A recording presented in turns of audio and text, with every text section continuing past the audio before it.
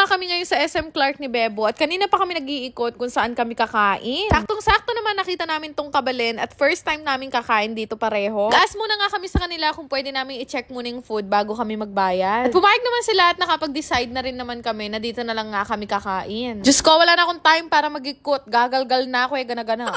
Pero una kong kinuha ay kanin, spaghetti at kumuha rin ako ng pansit. Napaka-attractive ng pansit nila. Ang daming fishball at kikiam. Matagal-tagal na ako hindi nakakain itong kare-kare. Kumuha na rin nga ako. At syempre, kumuha ako ng bagoong. Meron din silang lechon, paksiw at kumuha na rin ako. Skopa na pampatas, BP yung kinukuha ko.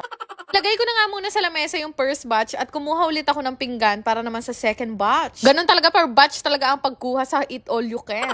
Kuha lang din ako ng sausawan na gusto ni Bebo. Tapos nakita ko, Diyos ko, ang aking paborito. Walang iba kundi ang buro. Ay talaga naman kahit nasa Okada, Manila ako, basta may buro kakain ako. Nakshuta, napakadami kong kinuha. Paano kung uubusin lahat to? Kumain na nga kami at hindi ko na kinakausap si Bebo. Naiinis ako ng karami niya tinatanong. Gutom na gutom ako. Wala akong masabi sa kare-kare nila. The best. Lagad nga lang akong kumain ng kare-kare. Tapos natikman ko pa yung kare-kare nila. Diyos ko, napakasarap. Tinikman ko nga rin tong lechong kawali nila dahil mukha siyang masarap. Ay Dana, may lako ko braces. Next naman, sinubukan kong tikman itong pansit nilang maraming fishball. Hika niya man Kumuha nga rin kami nitong sisig tofu at ang sarap-sarap din yan. Dito na nga ang paborito kong part, ang kumain ng isda at buro. Sabi nga sa akin ni Bebo, bakit daw paborito ko yan ng kabulok? Dahil ubos na rin naman yung mga pagkain kinuha ko kanina. Ito na nga ang tamang panahon para kumain ng minatamisan. Ko, 7 years old yata ako nung huli akong kumain ng palitaw. Ayaw ni Bebo yung mga ganyan. Gusto niya yung mga bulong at saka dikot. Abay, hindi pa ako tapos. Bumebuelo pa lang ako. Kukuha pa tayo ng sampelot. Ko, napakahilig ko talaga sa sampelot. Buti na lang meron sila dito. Kaya lang hindi kulay violet. Ito na nga yung mga kinuha naming dessert ay ka-healthy ng Bebo. Sa akin, Rugo, puro matatamis. Alam niyo yan, napakahilig ko talaga sa sampelot. Kahit saan nga kami kumain basta may sampelot, kumukuha ako. Ito namang palitaw, hindi ko yan kakainin ng hindi nabababad sa asukal at niyog. Diyos ko, namiss ko to na sobra, karami ko nakain. Nakatingin na nga sa akin yung mga staff, sabi siguro, karanap na nita. Matapos na nga kami kumain, nagpahinga lang muna kami at baka makomatose ako sa sobrang busog. Tapos naglakad-lakad lang kami hanggang nakarating kami dito sa bilihan ng mga Nintendo. Alak ko talaga bumili nito at sakto meron sila dito. Isipin nyo, Wari, no? Dati Brit game lang ang nilalaro ko, nakikipag-away pa ako kay Ditchy.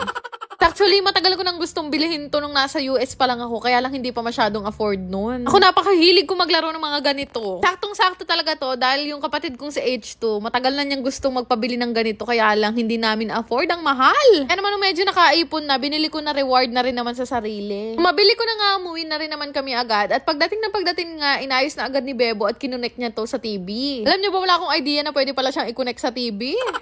Sobrang natuwa kami dito kasi kahit papaano meron na kami ibang libangan ni Bebo bukod sa mag-away.